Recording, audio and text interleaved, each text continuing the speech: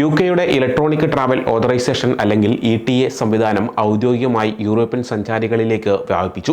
2025 April 2 മുതൽ എല്ലാ European സന്ദർശകർക്കും യുകെയിൽ പ്രവേശിക്കുന്നതിന് ETA അംഗീകാരം അല്ലെങ്കിൽ ചില യൂറോപ്യൻ യൂണിയൻ ഇതര പൗരന്മാർക്ക് വിസ ആവശ്യമാണ്. കഴിഞ്ഞ നവംബറിൽ Bahrain, Jordan, Kuwait, Oman, Qatar, Saudi Arabia, UAE എന്നീ രാജ്യങ്ങളിലെ പൗരന്മാർക്ക് ഈ സംവിധാനം നടപ്പിലാക്കിയതിനെ തുടർന്ന് 2025 ജനുവരി 8 മുതൽ US, കാനഡ, ഓസ്ട്രേലിയ എന്നിവിടങ്ങളിൽ നിന്നുള്ള യാത്രക്കാർക്ക് ഈ സംവിധാനം നിർബന്ധമാക്കിയിട്ടുണ്ട്. യൂറോപ്യൻ സഞ്ചാരികൾക്കുള്ള അപേക്ഷകൾ ആരംഭിച്ചിട്ടുണ്ട്. പഴയ EVW മാറ്റിസ്ഥാപിക്കുന്ന ഒരു പുതിയ സംവിധാനമാണ് ETA, അതായത് ഇലക്ട്രോണിക് ട്രാവൽ ഓതറൈസേഷൻ. ഒരിക്കൽ മാത്രം ഉപയോഗിക്കാൻ കഴിയുന്ന EVWയിൽ നിന്ന് വ്യത്യസ്തമായി ETA ഒന്നിലധികം യാത്രകൾ അനുവദിക്കുന്നുണ്ട്. മാത്രമല്ല ഇത് വില കുറഞ്ഞതുമാണ്. ETA എന്ന് പറയുന്നത് ഒരു വിസയല്ല, ഇത് യുകെയിലേക്ക് പ്രവേശനം ഉറപ്പാക്കുന്നുമില്ല. ETA യുകെയിലേക്ക് യാത്ര ചെയ്യാനുള്ള അനുമതി മാത്രമേ നൽകുന്നുള്ളൂ. അപ്പോഴും വ്യക്തികൾക്ക് യുകെയിലേക്ക് പ്രവേശിക്കാൻ കഴിയുമോ എന്നത് അതിർത്തി ഉദ്യോഗസ്ഥന്റെ വിവേചനാധികാരമായിരിക്കും. മിക്ക സന്ദർശകർക്കും ETA മൊബൈൽ ആപ്പ് ഉപയോഗിച്ച് അപേക്ഷിക്കാൻ കഴിയും. 3 ദിവസത്തിനുള്ളിൽ തീരുമാനം ഇമെയിൽ വഴി ലഭിക്കുകയും ചെയ്യും. മൊബൈൽ ആപ്പ് ഉപയോഗിച്ച് അപേക്ഷിക്കുന്നതാണ് ഏറ്റവും വേഗമേറിയ വഴി. അല്ലെങ്കിൽ ഓൺലൈനായും അപേക്ഷിക്കാം. കുഞ്ഞുങ്ങളും കുട്ടികളും ഉൾപ്പെടെ യാത്ര ചെയ്യുന്ന എല്ലാവരും അപേക്ഷിക്കേണ്ടതായിട്ടുണ്ട്.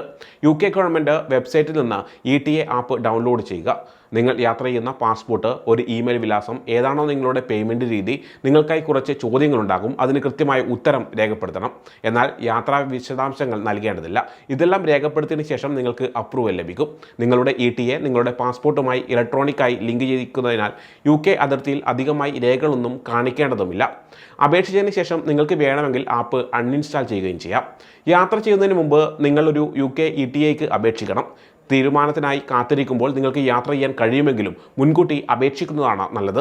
മിക്ക അപേക്ഷകർക്കും 3 ദിവസത്തിനുള്ളിൽ തീരുമാനം ലഭിക്കുമെന്നതിനാൽ യുകെയിലേക്ക് യാത്ര ചെയ്യുന്നതിന് കുറഞ്ഞത് 3 ദിവസത്തിന് മുമ്പെങ്കിലും നിങ്ങൾ അപേക്ഷിക്കുന്നതായിരിക്കും നല്ലത്. US-ലെ electronic system for travel authorization അഥവാ ESTA പോലെ അപേക്ഷാ പ്രക്രിയയിൽ ഒരു ഫീസ് ഉൾപ്പെടുത്തിയിട്ടുണ്ട്. UK ETAക്ക് 10 പൗണ്ടാണ് ചെലവ് വരുന്നത്. യൂറോ കണക്കാണെങ്കിൽ 12 യൂറോയോളം വരും. എന്നിരുന്നാലും ഭാവിയിൽ വില 16 പൗണ്ടായി വർദ്ധിപ്പിക്കാൻ സാധ്യതയുണ്ടെന്നാണ് പുറത്തു വരുന്ന വിവരം. ഒരു UK ETA 2 വർഷത്തേക്ക് സാധ്യതയുള്ളതാണ്. അതിനാൽ ഈ സമയത്ത് നിങ്ങൾ വീണ്ടും അപേക്ഷിക്കേണ്ടതില്ല. നിങ്ങൾക്ക് ഒന്നിലധികം തവണ UK സന്ദർശിക്കാം.